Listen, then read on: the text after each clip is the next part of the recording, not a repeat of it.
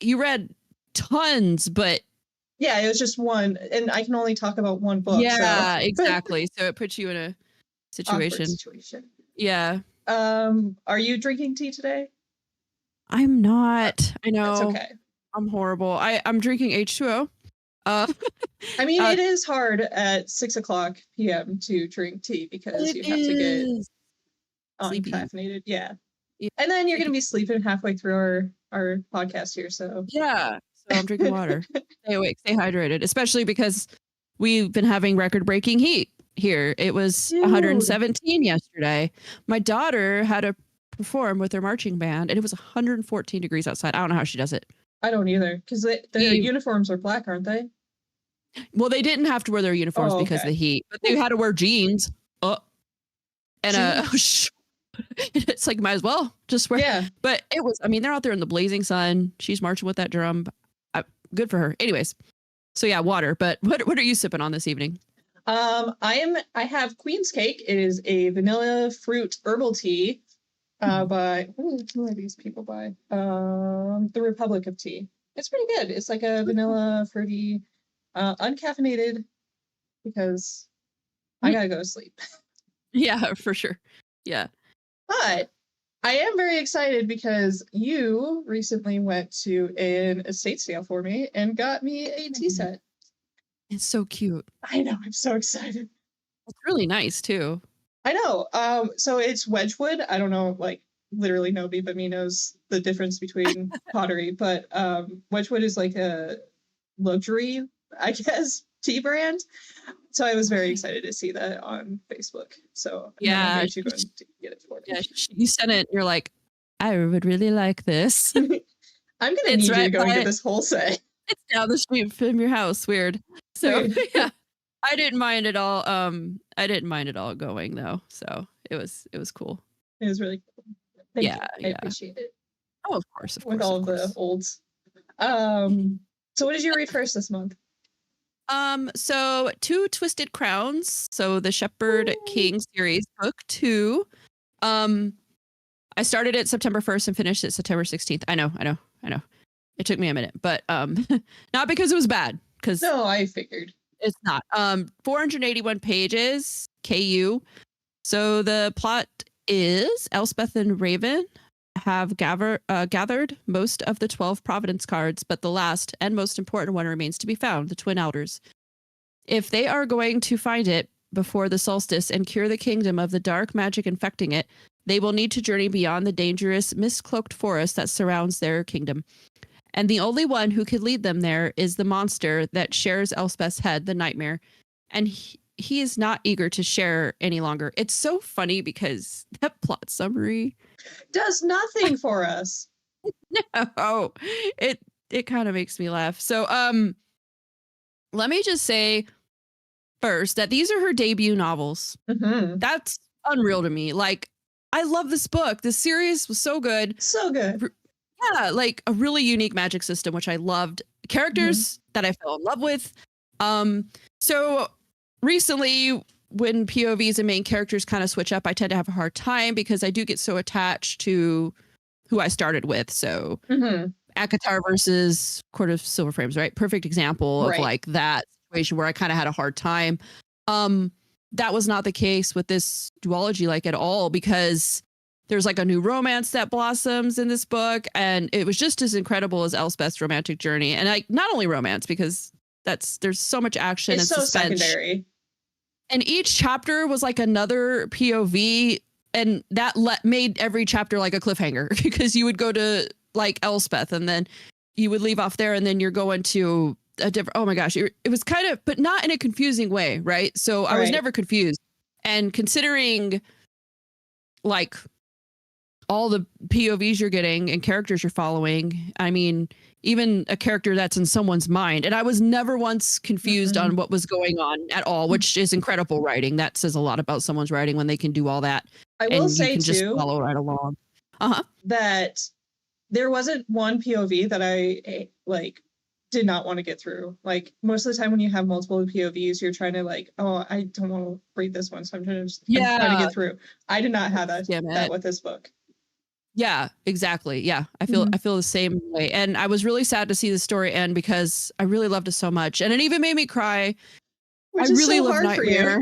I really love the Nightmare. I know. And there's a part with the Nightmare that made me get misty. But with all that being said, is she an auto-buy author? I think it's too soon to say for me, but her next book, The Night and the Moth, The Stonewater Kingdom #1. Mhm. I'm not sure if it's a duology, trilogy. I don't know what kind of series it's going to be, but it's expected to release on 20 May 2025. So I 100% Yeah. plan on reading it. So maybe this can be our June read with SMB next year, you know? Spoilers. Yeah. No, I think for now she is probably an auto-buy author until she proves me that she's not, if that makes Ex- sense. Yeah. no, yeah, because she's amazing. Mhm. Yeah, yeah, for sure. So, and you read that book and you really enjoyed it I too. loved So, it so much. Everything that you like touched on, I agree 100%. Unique mathematical yeah. system, the POVs were just chef's kiss. Like, and Yes. Yes. like you get that gut wrenching feeling of oh no at the end of the book. Like I think I Yeah. told you that I cried, and you're like, Yeah. oh, it must be bad. I'm like, no. Like it And wraps up well. It's just sad. I cried. I cried too. Yeah. I understood. Like it all made sense. Trust me, but it was still like, oh. So, Oh, well. yeah. Okay, so you read all of them? Yep, 1 through 3 of Crescent City. That includes House of Earth and Blood, House of Breath and Sky, and House of Flame and Shadow, all by Sarah J. Maas. It is urban fantasy romance. House of Earth and Blood, I read August 27th through September 3rd. House of Breath and Sky was September 4th through 11th, and then House of Flame and Shadow was September 11th through the 20th. That one took me the longest. And then there were 803, 804, and 848 pages. Whatever however you say that. 2,456 pages total. That is so insane to me. I got a few of them on the Libby app, and then I was reading and listening at the same time. So I would listen at work and then I would read at night. So that's my trick is that you get both. That way, you can get through them faster. It also does help. I was reading it with my friend Ashley, my best friend Ashley back home, and she was definitely like, "How far did you get?" I'm like, "Oh shit, fuck." I got to chapter 3. Yeah. So that was definitely like a push to like read them faster because she devours book. Where I feel like you take your time. I am a lot faster than you. And that's not to say that I'm better because I'm faster. It's just that I am faster. And then she's just like ungodly. She's on a different level, man. Like I took maybe I like to take my time though. Yeah, that's true. I don't know. Maybe I'm just slow. I think it depends. Like if it is this gargantuan like behemoth of a book, I want to get through it so that way I feel like I've accomplished it. Whereas like if it's like 110 pages, then I'll probably just take my time and chill out, Yeah. I just take my time with everything. Yeah. I like seeing it all play out in my brain too. Like I love that. So some people don't have that. I know. I'm sorry. So pretty good summary. then, huh? Yeah. Bryce Quinlan had the perfect life, working hard all day and partying all night, until a demon murdered her closest friends, leaving her bereft, wounded, and alone. When the accused is behind bars with the crime start up again, Bryce finds herself at the heart of the investigation. She'll do whatever it takes to avenge their deaths. Hunt Athalar is a notorious fallen angel, now enslaved to the archangels he once attempted to overthrow. His brutal skills and incredible strength have been set to one purpose: to assassinate his boss's enemies, no questions asked. But with the demon wreaking havoc in the city, he's offered an irresistible deal. Help Bryce find the murderer and his freedom will be within reach. As Bryce and Hunt dig deep into Crescent City's underbelly, they discover a dark power that threatens everything and everyone they hold dear, and they find in each other a blazing passion, one that could set them both free if they'd only let it. Huh. Okay. So I once again can't get much into book 1 or 2 and 3 because spoilers. Yeah. But book 1 was incredible. And I will be honest, it did take me some effort to get past part 1. There's 4 parts within book 1. Okay. And I was worried that I wasn't going to love Bryce as our female main character. She does have some Nesta vibes to her, which we both know our relationship with her. And Hunt Athalar as our male main character, because he was kind of cold and distant in the beginning, but I should have trusted our Lord and Savior, SJM, and her ability to write deep and dimensional characters, because Bryce is not just this party girl, and she goes to show that, like, she does have merits. We get very strong female friendships and a love interest that doesn't happen overnight. And then the reason why it was so hard to get through part 1 and into part 2 is that the grief, like, you felt her grief. Her best friend dies, and like they have a soul bond that is like harder than any love you could ever have, and to lose that is soul crushing. Right. So it was very a truthful depiction of grief and how we feel less than whole when those we love die. Hunt, also top 10, maybe top 5 list of book boyfriends. Which, by the way, I think would be a really fun tier list to do at some point. That would be fun. Yeah, we'll definitely do that. But we did also get the Sarah J. Maas trademark of once, twice. And then the last 100 to 200 pages of the book where all the action is at. And then we did wait all the way to chapter 68 in book 3 to get Watery Bells. Oh, it took a while. I did. Poor thing. And it wasn't the main character, so spoiler. I did really try to take my time to reflect with book 1 and 2, trying to figure out what the mystery. It was kind of a murder mystery, so you're trying to figure out who done it. Highlighting passages that I thought might be important later, and going back to see if I was right. Yeah, I was. There is a lot of like Norse mythology adjacent references too that I found really fun. And then also maybe kind of a little bit of a spoiler. So if you don't want to be spoiled, stop listening right now. Beep. But we do meet some familiar faces at the end of book 2 and into book 3. Yeah, you told me about one of them. And there is going to be another book, but in true Sarah J. Maas form, the first 3 concludes the main story. Like Hunt and Bryce are done. Their story's wrapped up. Oh, okay. So we're gonna move on to the next. Okay. Adam with his little heart chat. Yeah.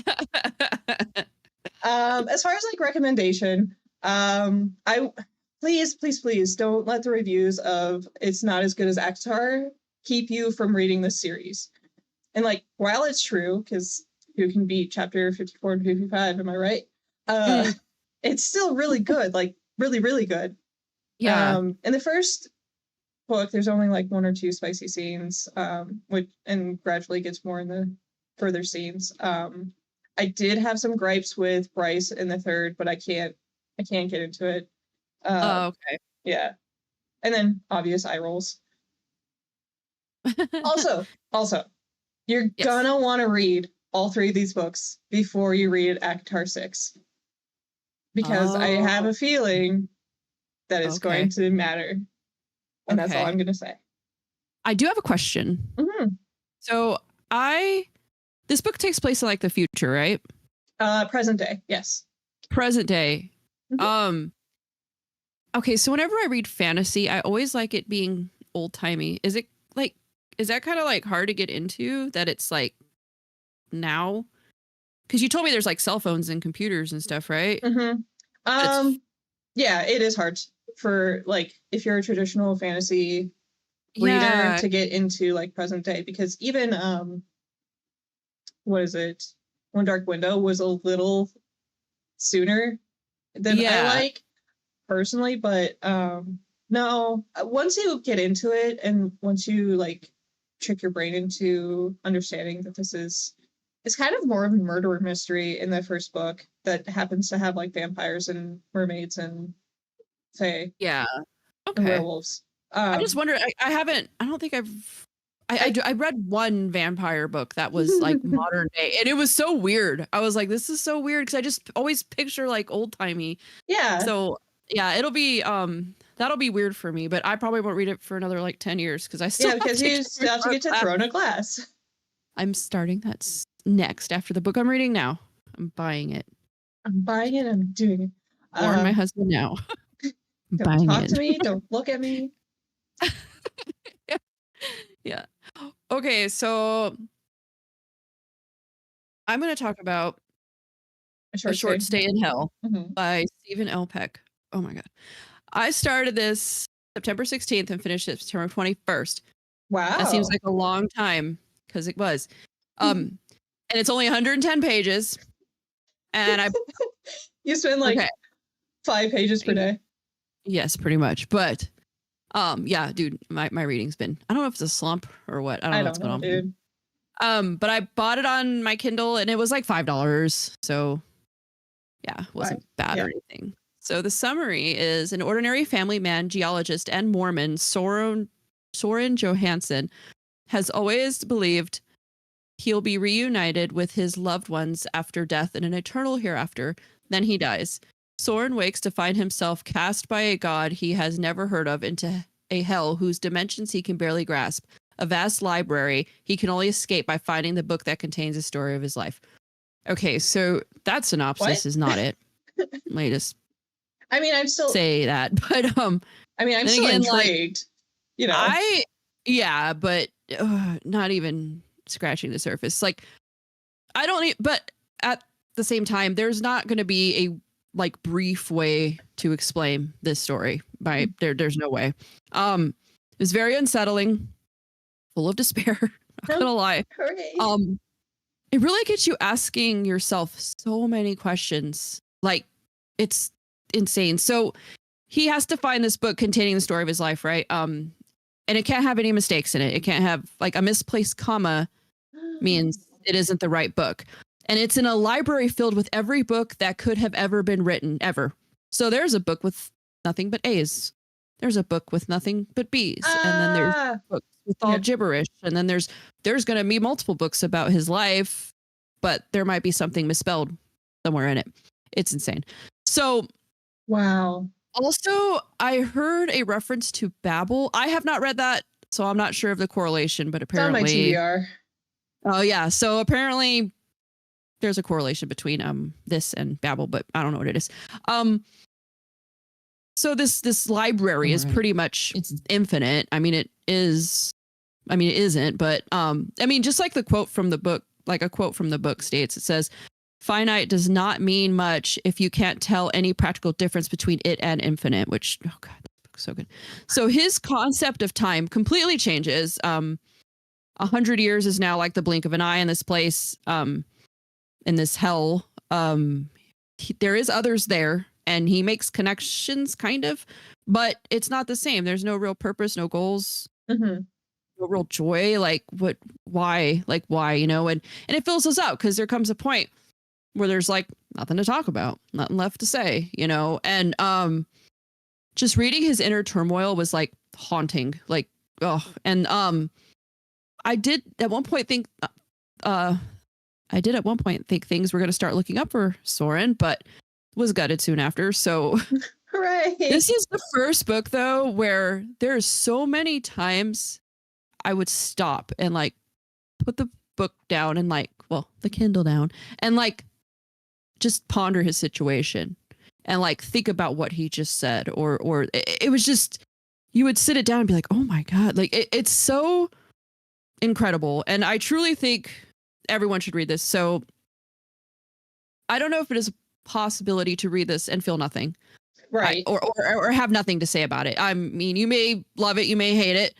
It will impact you. It will. So I know I truly won't stop thinking about it. And with that, I did give it 5 stars. 110 page book, 5 stars. Wow. So it is a must read. Yeah. Read it. Holy shit. Read it. Buying now. It's incredible. And it's only 110 pages, and it'll just, it's so good. So yeah, that's all I have to say about That's it. Yeah, it's incredible. But like, it is sad. Like, you might want something fun after. Go watch some SpongeBob afterwards. Yeah, because it's pretty. It's just, and it's so funny that it's only 110 pages, and that is kind of ironic within itself. But read to find out why. But yeah, it's so good, so good. Just really makes you think in a way. A book has never made me feel that way. Yeah, or not like that.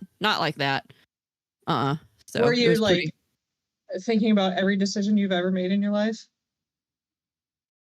No. Oh. Just trying, like, and even in these like crazy fantasies or ladderpunk or whatever, just putting myself in his situation was like the most troublesome thing I've ever read, believe it or not. Just read it. Which you've read a lot of troubling things. Yeah, I mean, those are so like, I don't know, it's a different kind of feeling. Those are just like, ew, like this was deep, Ew, that's gross. Adam, listen to this line. And he's like, what is she reading? No, but this was just very okay. Read it. I will. Yeah, that's all I have to say about that. I bought it. Oh, good. Yeah, like, as we were talking. And it's a really quick one, so I can't wait to hear what you think. So Evil and Me, that's our read with SNB, horror, 304 pages. We both pre-ordered this. We did. And the sad thing is so I got it in the mail and sent her a picture of it, like, yay! And she's like, oh, you got it, cool, because I didn't get mine. And then she saw it at Barnes and Noble. Before we even, that was before I even got it, I think. I think so, yeah. Yeah, like early. Because Mom came out and then we went to Barnes and Noble. I don't know what for. Oh, art book. And as I was going over to the art area, I stop and I see it new. I'm like, are you fucking kidding me? I haven't even gotten it yet. I'd have been so mad. Mad. So but it turned out to be fine. Yeah. And you finished it on the 26th of September. I finished it last night. The 28th of so it's September. Real fresh in your brain. Yeah. Nice and fresh. So do you want to Yeah, I got it. Okay, cool. Aspiring musician Ruby Tucker has had enough with her small rural town and dysfunctional family, but a falling out with her best friend and a bandmate has killed her dreams of escaping and making it big in the Atlanta punk scene. While helping her eccentric neighbor organize his religious artifacts, an ancient ring clamps down on her finger, possessing her with the spirit of a bloodthirsty demon. There's no exorcising it unless hundreds of people chant a spell to set Ruby free. And what's worse, the ring is a beacon for evil, drawing an unimaginably wicked mob straight to Ruby, hungry for her flesh.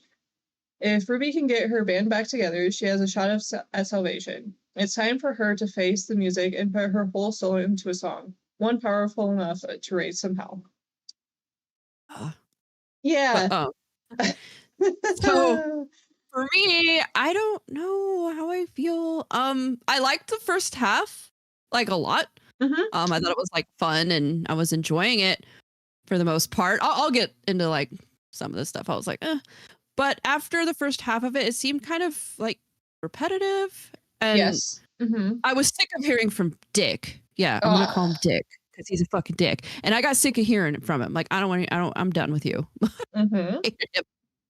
I think there was way too many POVs. It's so funny because earlier I was talking about all the main characters in POVs within Two Twisted Crowns, and I was fine. It was too many. There was too much going on, in my opinion, with this one. It was just too much. I'm like, oh, okay, ghouls. Oh, okay. Like, I don't know. It just, and the chapters were long.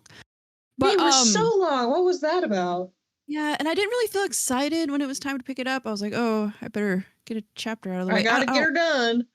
I hate that because I don't want it to seem like a chore. But that was to me, because the book, like, I'm not saying the book wasn't well written. It's Brom, and his talent is, I mean, he's amazing. He can draw, he can write.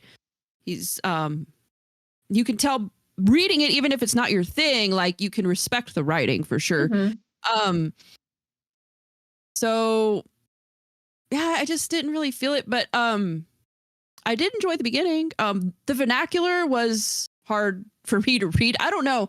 I didn't grow up in the South, and like these characters were not Southern in my brain. No. They just weren't. And so when like some random quote would come like them there, blah, blah, blah, I'm like, oh yeah. Read in Jeff's Cletus voice. Yeah, exactly. Down Bucketown. No, but like I'm thinking of like, I was thinking like New Jersey, New York. Like I was very much thinking like East Coast, old punk scene. Like that's where my brain just was going, and not California. And that's where I'm from. It's funny. I went to New York. Like that's where they were from in my head, which is kind of funny. Well, but, I think because the beginning, it does exist in New York. Like it's, yeah, it does. Yeah, so maybe I think that's probably. I just wanted to like keep going back there for whatever reason. Ruby kind of like immature to me in the beginning, especially like your 20s. She like a 24-year-old. Yeah. No, like you're talking about party kids and sad about ex-boyfriends and jocks and pretty girls who are mean and like. Yeah. I don't know. Like my years after high school may have been different at most because I went in the military. So maybe what, you didn't have cliques in the military? Not like that. No. But things just, I mean, maybe things do stay simple like that. But into your mid-20s, I just kind of was like, oh wow. Okay. Yeah. Found that a little bit annoying. So it's not my favorite. It's not terrible. Again, I respect his writing and stuff, and I think there's some people who would like it, but it wasn't my thing. So this is my second Brom book. I am definitely more of a Krampus girl for sure. So what are your thoughts? Yeah, pretty much the same. I feel like that's what we both boil down to is just the same thing. I love Brom.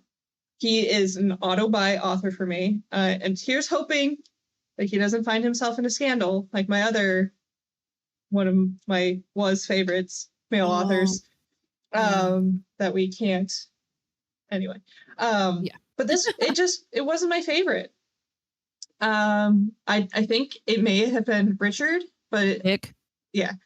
With the bee's knees and the cat's pajamas and the I hated it, dude. Like, yeah, people didn't. There's no way people actually talked like that. Ruby said twerp. Oh my god. Yeah, that was another. And then like, I felt like Ruby in the 80s punk scene was very over exaggerated. Like I obviously was not alive in the 80s. I was not part of the punk scene, but all of it was like so cringe. Yeah. Like there's no way that punk would have like caught on if you guys were like that. You know? No. Yeah. And I mean, I could like the mixtape was kind of a fun thing because that's how I got into I got into punk in the 90s, and I got a mixtape with a bunch of punk music from a friend because I didn't listen to that. And that's what got me into it. I found myself. So I kind of I'm like, oh, but yeah, like some of it I was just like, I also feel like we didn't get enough of what was her name? Lord Shielbeth. Like she was the big baddie, and like we got like one or two of her POV, and I felt like if you want me to feel for her, let me talk to her. Let me talk to my bestie, you know? Yeah, there was too much from Richard, to be honest. Yeah, like, I hated Richard. I'm like, oh, here we are again. Yeah. Here he is again. I was so annoyed. But yeah. So for me, like I said, I've only read Krampus, and I will always recommend Krampus. I think this is more like, it may be somewhat age dependent. Like I think some millennials and Gen X people are more likely to enjoy this book, even if, in my opinion, even if it's just for like nostalgia, right? Oh, sure. Yeah. Just reading about, all those bands like the Cramps and stuff like that. That part was fun. I love when there's like shout outs. But then she said something bad about Toto, and I'm like, hey, you can like the Cramps and Toto. I got mad. I did too. I was reading behind Jeff. I was like, this bitch is complaining about Toto. Yeah, I did not like that. I'm like, I That's funny that you noticed that because I was like, oh. So, um, I, so for as far as a recommendation, I would have to know you because I think it's really depending upon the person, Yes. of whether or not it's not just a book where I'm like in general, like, yeah, it's not. So, if you were into that punk scene, you'll see some of the like fun stuff in it. But it is weird with the vernacular that I don't know. I don't know. It's not going to be for everyone, but there are No. some people I could think of that I knew in my past that like they would have liked it. Just for the Um, call outs, probably. yeah. Yeah. So I couldn't generally, I don't. And Mm-mm. I don't mean that in a bad way. It's just honestly, like if you're going to ask me what Brom book should I read? And I mean, I've only read two. You could speak to that better than I can, but I'm going to say Krampus. I mean, Yeah. because I love Krampus. So what about you? Yeah, same. I would say start with Krampus or Slewfoot and then come back, or read this and then read those so you understand that like he's actually Yeah. a good author. It's just this is just a miss, you know, and it's gonna Yeah. happen. Yeah. Even Lost Gods, like Lost Gods is a masterpiece compared to. I will say that the Right. art in this was still really good. I really Oh, I like enjoyed the the art. art. The Yeah. art's neat. Yeah, and it's just cool to get that in a book. Mhm. And then You the don't fact that often. he Yeah. creates it. So he sees these people in his mind when he's writing the story. I think that's so cool to actually see what the author saw because you know some people don't have all the talents. So some people can't maybe draw what they are seeing. Not if Yeah. somebody else do it and they do the best they can, but they're still not in their head. So it's really cool to like get into his head with these characters. And that's one thing that's huge about Brom. That's why if I buy a book from him, it will always be like a physical Hardcover. copy. Yeah. Absolutely. Yeah, absolutely. Agreed. Yeah. Is that all you had? Is that all you read? 'Cause That's it, all I man. read. Okay. What are you currently reading? So I'm currently reading To Touch a Reaper by R.R. Mangold, which I think is funny. I'm like, was your name Goldman? And you just did a little switcheroo? Like, Probably is that what you did? 100%. I'm really close to finishing it, and so far it's okay. It's giving me like the same kind of feelings I had with Fourth Wing, where it's YA with too much spice. It's not a YA. Yeah. It's for adults, but I'm like, yeah, it's not. It's a really awesome, as always. What do I? Great idea, horrible execution. That comes out of my mouth all the time, but it's true. So yeah, that's what I'm reading right now. I'm almost done. I like I said, I put it on hold so I could finish up. Jesus Christ, Stephanie. Evil in Me. Evil in Me. Yeah. Wow. So what about you? What are you reading? I am currently reading The Land of Lost Things. It is book 2 of the Book of Lost Things. The Book of Lost Things came out, I want to say like 2012, and this came out 2023. So I'm pretty excited to have gotten back to it. I would recommend the Book of Lost Things 10 times over. So I'm excited to see what the second book has to offer. Oh, cool. Yeah. That sounds fun. It is fun. So October's Read with S&B. What is it? We don't know because we're gonna choose it right now. So so Beck was kind enough to scour both of our TBRs, and these are things that she found that are on both of ours. So we're looking at The Library at Mount Char, Mary, A Study in Drowning, Hidden Pictures, The Justice of Kings, The Road of Bones, Juniper and Thorn. So without further ado, spin that wheel. Spin the wheel. Weren't you on Wheel of Fortune once? No, Price is Right. Me and my mom went to the Price is Right. It's going to be Hidden Pictures by Jason. Yeah. It is Kindle Unlimited, so that's a bonus plus for us. Yep. It is Mallory Quinn is fresh out of rehab when she takes a job as a babysitter for Ted and Caroline Maxwell. She is to look after their 5-year-old son, Teddy. Mallory immediately loves it. She has her own living space, goes out for nightly runs, and has the stability she craves. And she sincerely bonds with Teddy, a sweet, shy boy who is never without his sketchbook and pencil. His drawings are the usual fare, trees, rabbits, balloons. But one day, he draws something completely different, a man in the forest, dragging a woman's lifeless body. Then, Teddy's artwork becomes increasingly sinister, and his stick figures quickly evolve into lifelike sketches well beyond the ability of a 5-year-old. Mallory begins to wonder if these are glimpses of a long unsolved murder, perhaps relayed by a supernatural force. Knowing just how crazy it all sounds, Mallory nevertheless sets out to decipher the images and save Teddy before it's too late. It is horror, thriller, mystery, fiction, mystery thriller, paranormal, 372 pages. I've been wanting to read this. This has been on my TPR forever. So yeah, me too. I'm pretty excited. I don't know why I never got to it. I just didn't. Me neither. Yeah. Who knows? There's so many books on there I haven't gotten to. So yeah, I'm excited. And it's good for this, fall's coming. Yes. If the weather would feels like it or not, it is upon us. So yeah, that's exciting. Say that to my 106-degree weather tomorrow. 108 here, I think, tomorrow. Yeah. So yeah. Ugh. You know what though? Let's be grateful we're not dealing with fucking back-to-back hurricanes and shit. That's like true. They are in the south. Good God. I'm like, this heat. I've been looking at all the devastation. I'm like, I mean, it's just hot here. Yeah. I can take a couple more days of heat. Yeah. I feel bad for everyone out there. I hope they're all doing okay. Yes. As good as you can be in a situation like that. Agreed. Sad to see. But anyways. Do you have anything else? I don't. Do you? Okay. No, I'm good. Thank you all for joining us today. Don't be shy. Leave us a comment or a like on any social media platform. We're on pretty much all of them. So we hope you. It's been a while, but yeah, it has. We'll get back into it. Yes. We hope you enjoyed this episode. And as always, I'm your co-host Steph, and I'm Beck. And this has been Novelty with SMB. See you in the next chapter.